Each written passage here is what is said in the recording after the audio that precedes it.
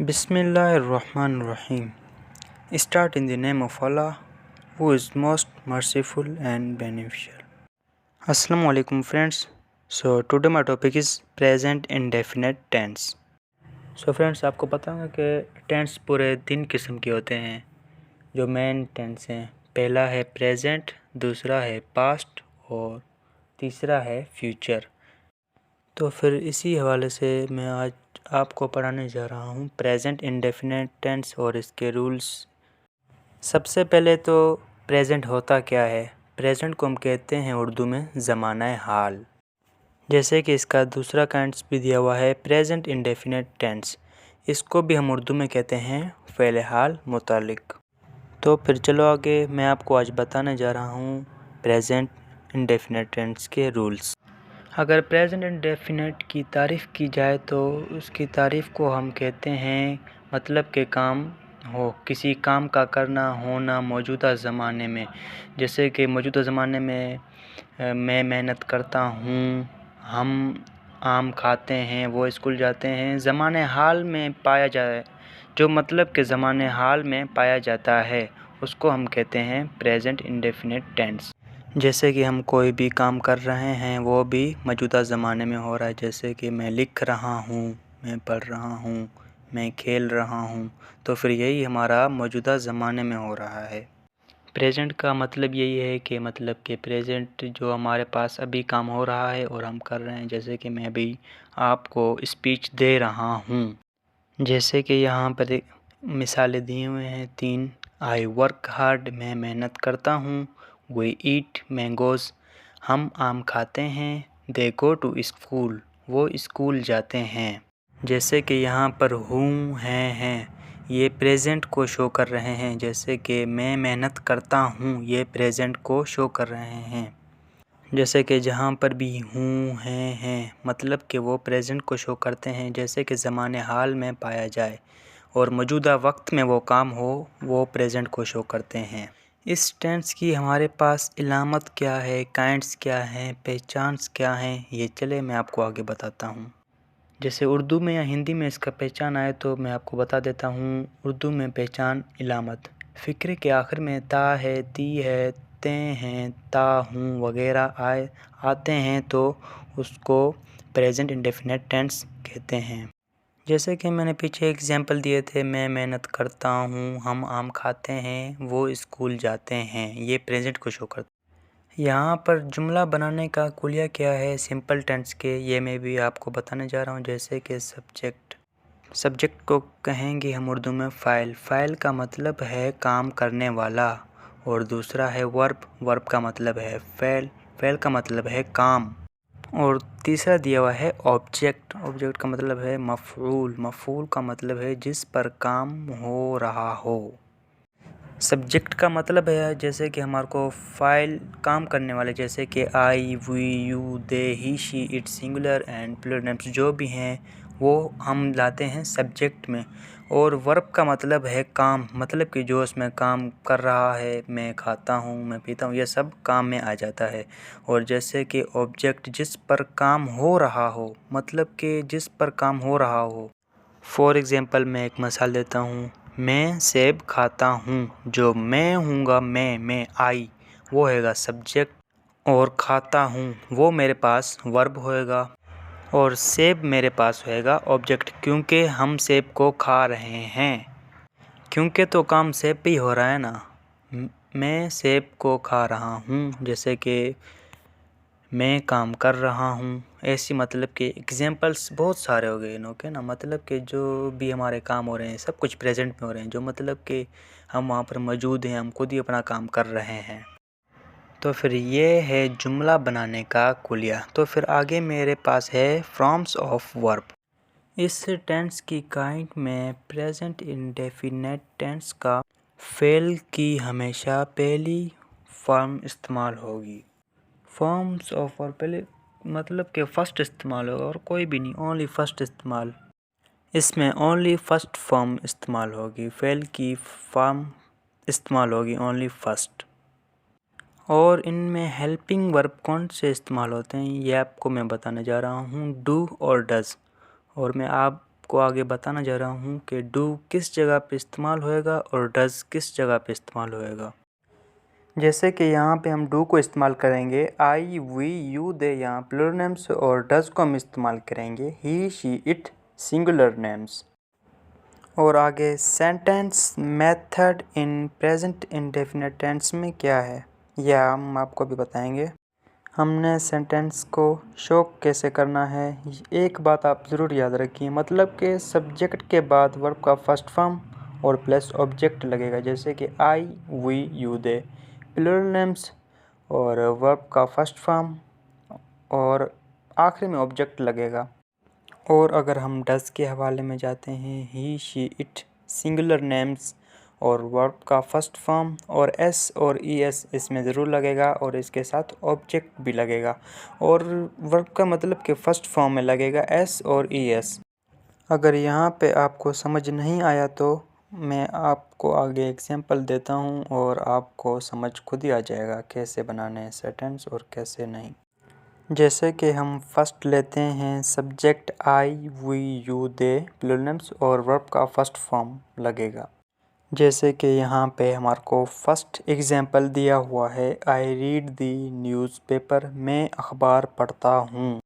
जैसे कि I read the newspaper, मैं अखबार पढ़ता हूँ, आई मेरे पास सब्जेक्ट आ जाएगा और रीड मेरे पास वर्ब का फर्स्ट फॉर्म आ जाएगा, जैसे कि वर्ब आ जाएगा, और न्यूज़पेपर मेरे पास ऑब्जेक्ट आ जाएगा। जैसे कि यहाँ पे मैंने एस और ई एस का इजाफ़ा नहीं किया है क्योंकि आई, वी, यू, दे के साथ एस और ई एस लगेगा भी नहीं क्योंकि ये प्लूरल नेम्स हैं और इसमें वर्ब का फर्स्ट फॉर्म लगेगा, एस और ई एस का इजाफ़ा नहीं होएगा। क्योंकि मैंने आपके साथ एक शर्त रखा था जो मतलब कि डू वाले अल्फाज होंगे, आई, वी, यू, दे जो प्लूरल होंगे मतलब कि उनके साथ वर्ब का फर्स्ट फॉर्म लगेगा, एस और इसका इजाफ़ा नहीं होएगा। चलो हम आगे चलते हैं और हम आपको आगे बताना चाहते हैं एस और एस का इजाफ़ा किस में होएगा किस चीज़ में नहीं होएगा। चलो तो फिर मैं आपको अगले बताता हूँ अगले पेज।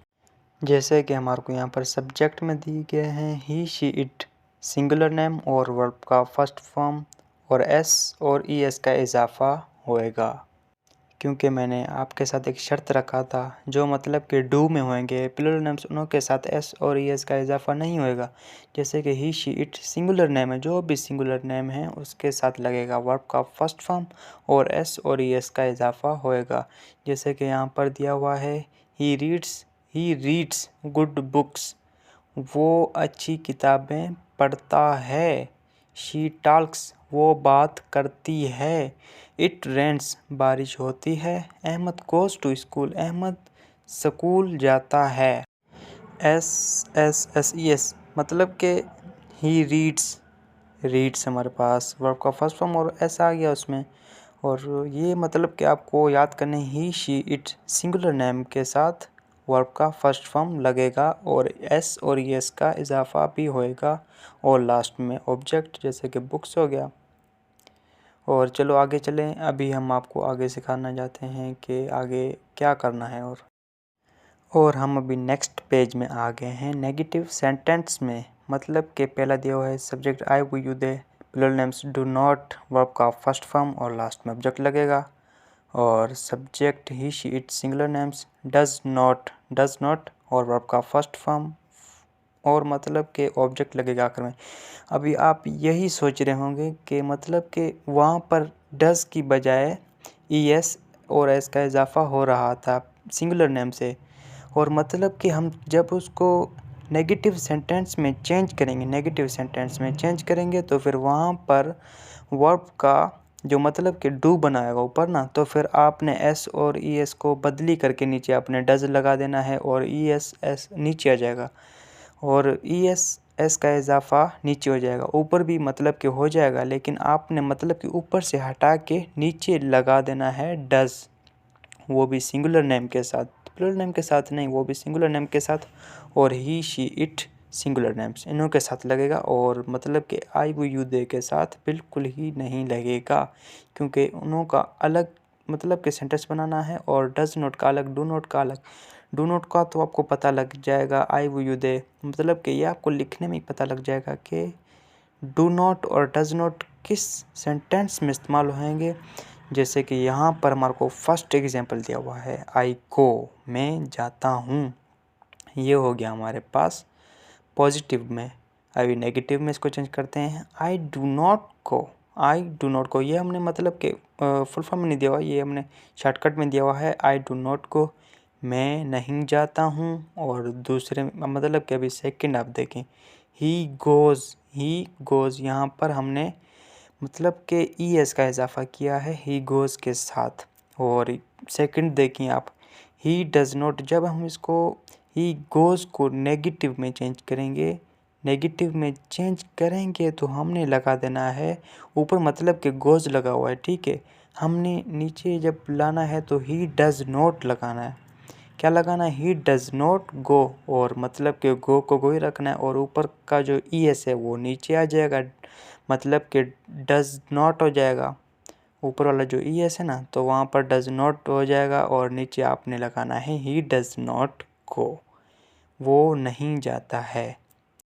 और मुझे यकीन है तो आपको ये वाला नेगेटिव सेंटेंस समझ आ गया होगा। तो फिर हम जाते हैं अभी अगले पेज पे, इंट्रोगेटिव में जाते हैं, और हम आपको वहाँ पर समझाते हैं कि वहाँ पर क्या होएगा। चलो तो फिर नेक्स्ट पेज में चलते हैं। जैसे कि यहाँ पे इंट्रोगेटिव सेंटेंस हमारे को दिए गए हैं। उर्दू के सवालिया फ़िक्रे अगर क्या से शुरू हों तो सवालिया फ़िक्रे में डू डज़ को फ़ाइल सब्जेक्ट से पहले लगाया जाता है और आखिर में सवालिया का निशान लगाया जाता है।